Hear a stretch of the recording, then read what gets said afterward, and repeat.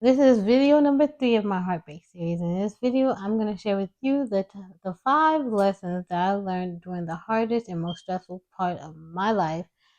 Ooh, it was stressful. I'm going to show you how I turned heartache and pain into growth and just flourishing, I guess. I don't know. Not necessarily flourishing, but I'm getting there. And if you're interested, go ahead and stick around because I might just help you with your own heartbreak or whatever. So let's go ahead and get into this because I'm just ready to jump in. All right, so welcome to Being Blackout, where we hear no evil, see no evil, speak no evil. I'm your girl Blackout, and on this channel, I talk with you about my journey of being a deafblind woman. I'm recently blind, and I've been hard of hearing most of my life. And so let's just go ahead and get into it because we've been speaking about my heartbreak the past 2 videos, 3 videos, because including my darkest hour video, if you go ahead and go watch that as well, I mentioned briefly about my heartbreak in there as well. So this is number 3, like I said, number 3 video of the heartbreak series. It's gonna be in a playlist. I already currently got the how I got my heart broken, how I healed my broken heart. Now I'm going to share with you what lessons I learned from my broken heart, because you can learn some things. I will show you some things if you're listening. All right, so let's go ahead and get into it. Without further ado, let's go ahead and jump into number 1. So the first thing, which I touched on in the previous video, if you haven't watched it, go ahead and go watch that on how I healed my heart. In the previous video, one of the first things I learned, this is in no particular order, is that it was not about him. It was all about me. The heartbreak was all about me. Well, and what I needed to see about myself. It wasn't if it wasn't him, it would have been someone else who broke my heart, honestly. So I can't even be too mad at him. And I mean I was and I can be a little bit because it's like, bro, why you do me like that? Like you didn't even have to do all that. Like it was unnecessary. What did I do to you? What did I do to you? Anyway, so but and also in a way for him, I guess doing it wasn't about me. So so it was all about me, but also wasn't about me. So I'm like, he didn't. It's not like it wasn't like he was irrelevant to the whole situation. I just had to go through it. I had to experience heartbreak. I had to experience my lowest point because it was a very low point. Like I said, I was homeless, facing homelessness. I was going blind. I wasn't completely blind yet, but I was on the verge of being completely blind because my sight just kept shifting, shifting, shifting, shifting, shifting. So it stayed with that, and I think with the stress of him and the stress of everything, I think it helped make my eyes dumb.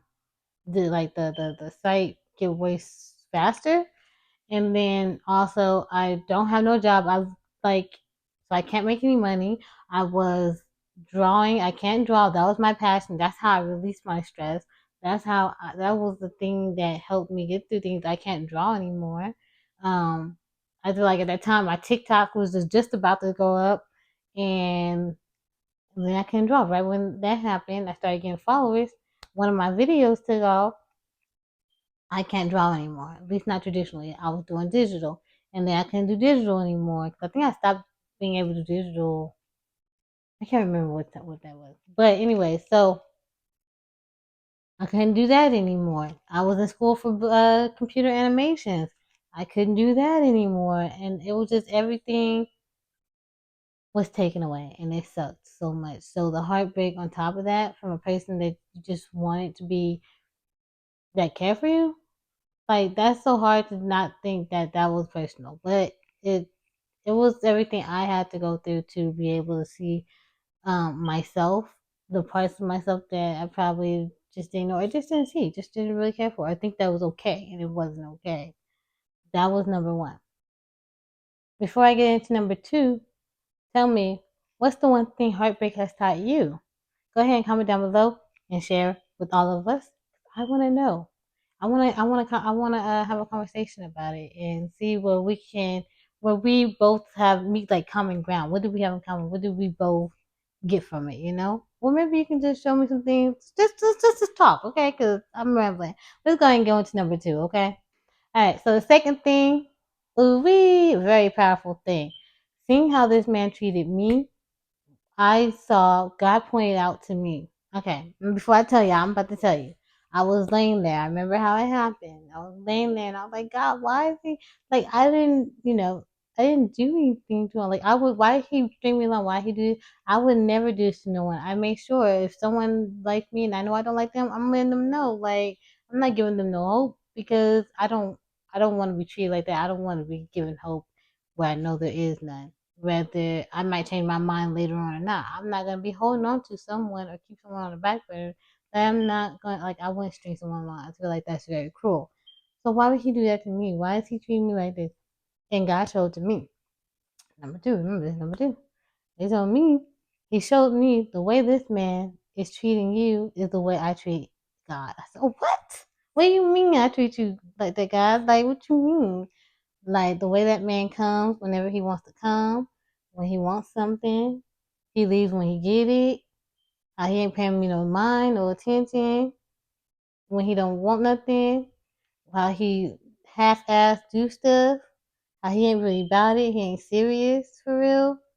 I said, oh my gosh, what you? I was like, I was like that. I don't know about you, but I was like that, and I feel like many people probably relate with that. But I was like, oh my gosh, because the phrase I know before, I was like, cause before God was telling me like to forgive this man, like just before all this happened, like that was another thing that kept me in there was like to forgive him, like, cause I'd want God to forgive me, so I forgive him, but I don't want God to send me away, so I, whatever. So, but yeah, he showed me that just like how this man was treating me, I was doing the same thing to God, and I was like, oh no.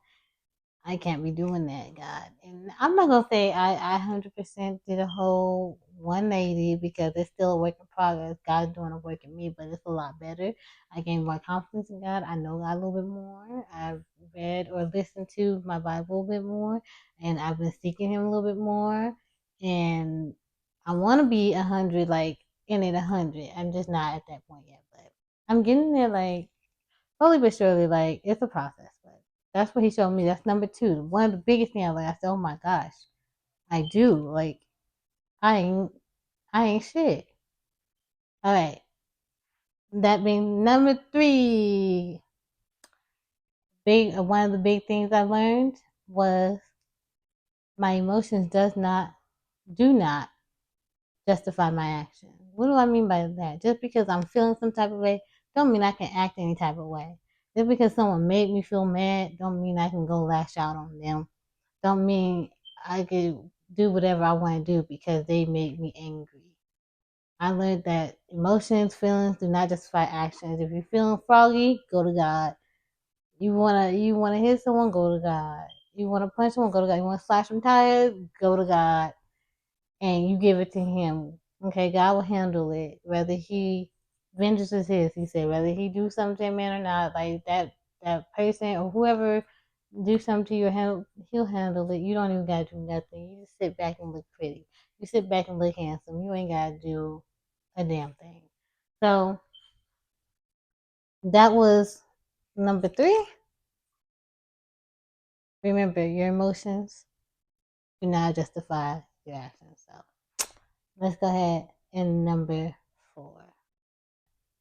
So number four, I learned that. Am I keep hitting this microphone? Number four, is the microphone still on? Okay, number four. When God says do something, you do it. You don't say, "Oh, I'll do it next year. I'll do it next week. I'll do it in a minute." You do it. When He say do something, get up and do it. You don't put no one above God. That's something I did. I fell victim to that. I didn't think I was gonna do that, but I did. Even with being physical with this person, I knew I probably shouldn't have done that, but I did more than one, and I paid the price. I shouldn't have done that. Okay, I admit it. But even just not only just that, other things like I shouldn't put no one just because this person wants it. God's telling me something. He says no, or God says wait, or God says to move away, or do this. Then you go ahead and do that. God is the head. God is the one that you listen to. The person, they come second to God. You don't put. No one comes before God. No one, nothing comes before God in what He says.